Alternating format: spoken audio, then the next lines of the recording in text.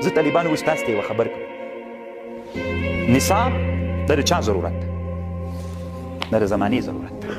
کومه زمانه کې چې موږ کومو علومو ته ضرورت پیدا کړو باید څه وکړو؟ هغه علوم ووایو. نن طالبانو موږ دومره ډېرو علومو ته ضرورت لرو، باید هغه مدرسې ته راوړو، نصاب یې راوړو، په نصاب باندې بحث وکړو او زیرک علما په دې راجګ سي بې فکر کتاب نصاب ته رانهوړو. داسې یو کتاب مدرسې ته راوړو، نصاب بدل کړو چې طالبان مو د استعداد څښتنان سي، د لوړ استعداد څښتنان سي. دا اوس طالبانو که تاسو فکر وکړئ موږ ډېر تمرکز په افغانستان کې په نحو کوو، بیخي ډېر کتابونه موږ په نحو باندې وایو. تاسې ګورئ څو کاله د طالب جان په علم کې تېر کړي، نن دې څوم کال دی رسه کړي؟ نهم لسم کال دی تعالی، خو 9 کاله دې تېر کړي. 9 کاله کې ته اوس ما سره ته ناست ستړي مسې په عربي وکړه دې نرزولی ما ته دغسې راته ووایه ورته زه نن لوګر نه راغلم څو خبرې ما سره په عربي وکړه. خیر د طالبانو یو کال کې 9 کاله چې موږ تېر کړو که نه،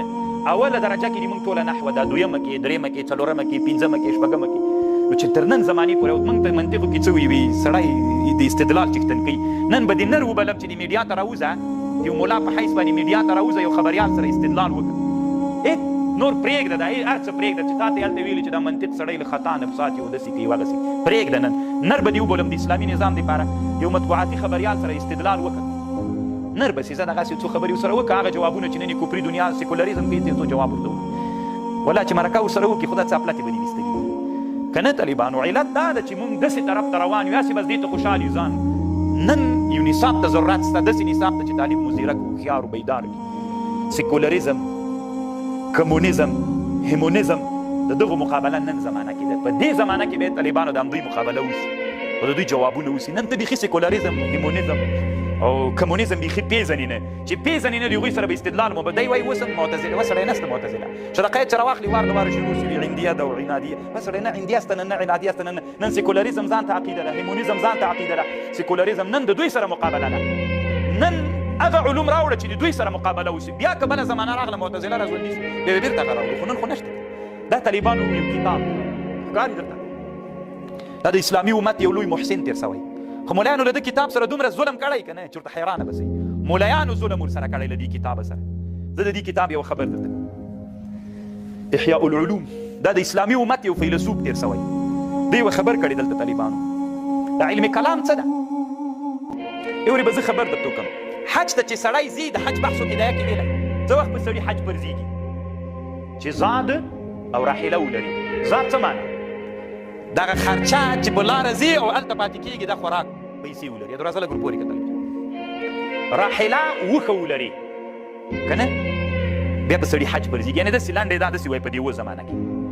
چې د تیارې پیسې دې ودرلودلې، د پاسپورټ د تیارې پیسې، او چې هلته لاړ شي په دا لاره خوراک دا پیسې ولري، په دې سړي حج څنګه شو؟ فرض شو. پوه شولئ؟ امام غزالي دلته یوه خبر کوي. امام غزالي په زمانه کې طالبان یو مسله پېښه سوي چې کله به قافلې تلي هر سړي ته وښه، راحله خو وښه ده که وښه او پیسې د خرچه چې ځي له خپل وطنه بېرته راځي او په حرمینو کې چې هغه خوراکي شي دومره پیسې ولري په دا حج فرض.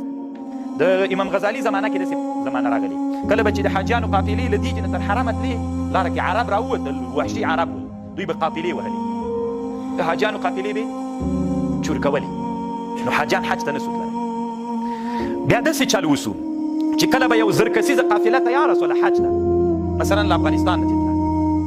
نو دوی به 200 نفره پیرداران پیدا کړل. د قافلې به 3 شیان په قافلې هلته علماو لازم کړل: ذات، راحله او اجره د بزرقې. دغه 200 کسیزه لښکر ته به یې بزرقه ویلې. څه به یې ورته ویلې؟ بزرقه. دوی به بیا دغه 1000 کسیزه قافلې سره 200 مسلح کسان تلل چې لاره کې به غله راوتل، نو دوی به دفاع کوله، څه یې نه سو کولی. خو دوی حج ته نه تلل دا 200 نفره، دوی ته به یې بزرقه ویلې. دا اجره به چا ورکوله؟ دا به حاجیانو ورکوله. نو په حاجي باندې طالبانو څو شی لازم سول؟ 3 شیان. که د بزرقي روپۍ نه درلودلې، د زاد او د راحلې پیسې درلودلې، حج پې فرض و. ولې؟ ولې د نبي علیه السلام زمانه کې خو طالبانو څوک چې زاد او د راحلې پیسې دې ودرلودلې په تا څوک؟ دغه زمانه کې ولې حج نه پرځېدی؟ ځکه دلته یو ضرورت را پیدا شو چې غله ول. د غلو نه د دفاع دپاره باید تا یو لښکر جوړ کړی چې هغې ته یې بزرقه ویلې. نو هلته فرض داسې شو چې حج هلته پرځېږي، زاد، راحله، اجره د بزرقې ولري، بیا به چېرته ځي. اوس چې د امام غزالي دوی په زمانه کې دا خبر راغله، دا به تر ورځ د قیامته دا د بزرقي خبرې وي که دغه وخت ضرورت و. که بالفرض بیرته له هغه نه وروسته داسې یوه زمانه راسي چې امن موجود شي بیا زاد و راحله ده که بزرګۍ ته هم ضرورت شته دا اوس زمانه کې په افغانستان کې حج په چا پرځېږي بزرقه تاسې تر اوسه نوم اورېدلی هلته هغه زمانه کې نو ولې ضرورت را پیدا سوی و دغه د بزرقي والا خلک چې حج ته لاړل دوی حاجیان ول څوک ول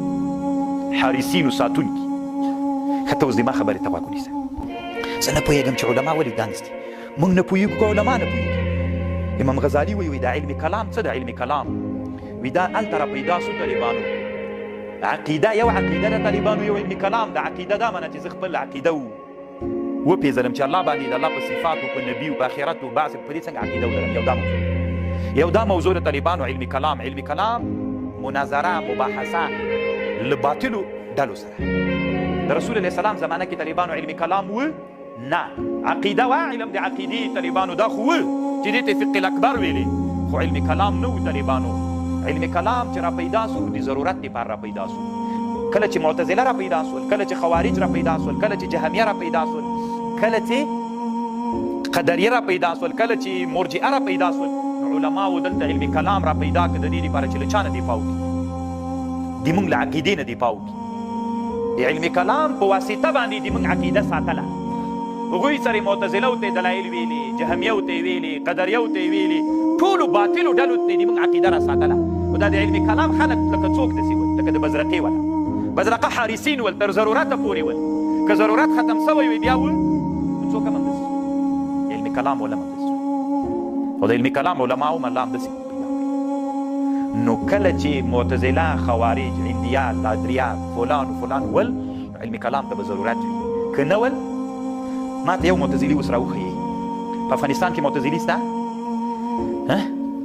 اورېد کم طالب د داسې نرسي د ډېرو ولایتونو طالبان چې ما ته وایي چې ما معتزلي لیدلی ده زموږ په وطن کې و چې معتزلي نشته نو بیا موږ دغه علم کلام ته څه ضرورت لرو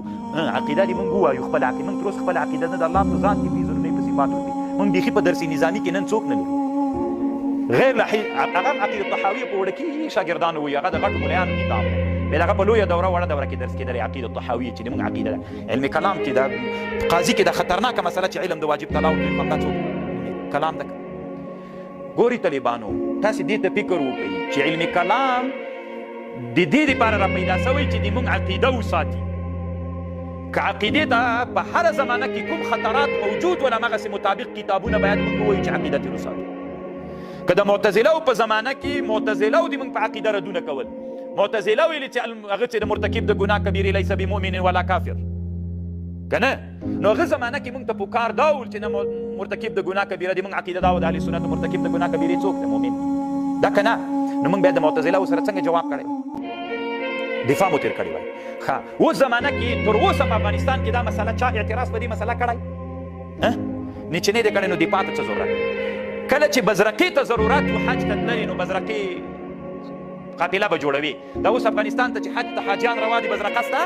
ولې ځکه ضرورت نشته ورته نو چې ضرورت نشته څه ضرورت اوس زمانه کې طالبانو د موږ عقیده باندې اعتراض نه معتزلي کوي نه خوارج کوي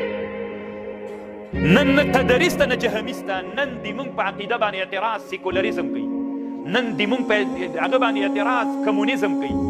نن د موږ په عقیده باندې اعتراض د هیمونیزم عقیدې والا کوي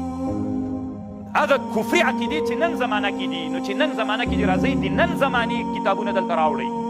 د نن زمانې کتابونه راوړئ د هیمونیزم د کمونیزم د سیکولریزم سره نن مقابله وکړئ نن نسته معتزله د خدای په خاطر باندې ولې طالبان مصروفوئ نن هیڅ مولا لري استعداد نه لري په دې ټوله میډیا کې موږ یو مولا لرو چې سیکولریزم دپاره ډېره مقابله کوي عبدالهادي مجاهد حفظه الله په نامه یو سپین ږیری عالم د تاسې خبرې اورېدلي ټول ځان یې دې لپاره وقف کړی چې د باطل نن زمانه کې کومې باطلې فکري دي د هغې لپاره مقابله کوي او په قرار یې ملایان یې په قراره باندې نه پرېږدي نور خو یې څه کېدی ورته بزي ولې نه وایي وسړیه دغه علم کلام چې ول زه نه وایم طالبان امام غزالي رحمه الله وایي والمتكلم اذا تجرد للمناظره والمدافعه ولم يسلك طريق الاخره ولم يشتغل بالتعهد القلبي ولم يكن من جمله علماء الدين اصلا ته چې بیا دا دفاع کوي دا د علم کلام مولا د علم کلام مولا مقصد بدایي چې د اهل سنت عقیده وساتي خو اول به د ځان اصلاح کړي علومو د آخرت نه به ځان خبر کړي او که نه یې بیخي ته په دین کې یې نه وایي موږ داسې اوس علم کلام ته په دومره غټه سترګه ګوري داسې وایي چې اول د دین د الله د دین اصلي کړوی سایز یم دی وایي لیس عند المتکلم لم يكن من جملة علماء الدين اصلا بخي د دین نه دا نه 1500 امام غزالی مل دا خبرې کړي 1515 کې تر 1000 کال پورې تقریبا وزي طالبانو چې دای تیر سوی نو تاسو اوس ماته وایي ضرورت شته طالبان نن معتزله نسته دا خوارج نسته لادریا نسته عندیا نسته نوري باطل ډالې نسته کومه ډاله چې وا اوس مثلا نن زمانه کې مولان دي ډېر متورجي دي خوارج